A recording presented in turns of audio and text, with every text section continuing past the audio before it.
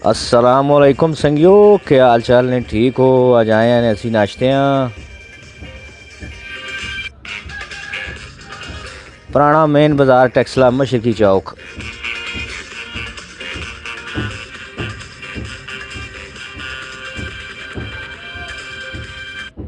तकरीबन ये ज़ुमरुद कबाब वाली दुकाना ने नाल ही दुकान ने ए पे तुसी तकने हो मशरकी चौक मेन बाज़ार टेक्सला। नवीद बाट ते शेख इमरान बने नाल। छोले बहुत ज़बरदस्त से पके होने ने, एक बार टेस्ट जरूर करो।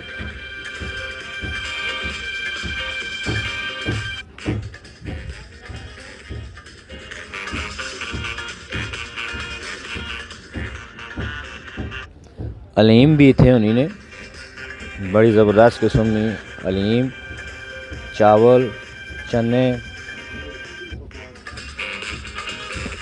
और एक घरों पकवा के आने होटल वाले, घरे ने पके होने बेहतरीन किस्म में।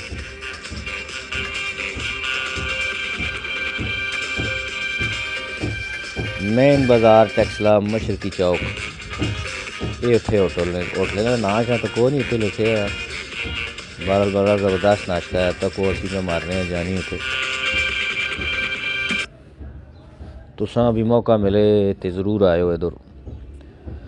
आपने टेक्सला दियां पुरानियां बारां भी ताके ने। मेन बाज़ार टेक्सला दियां छोले, वाह जी वाह।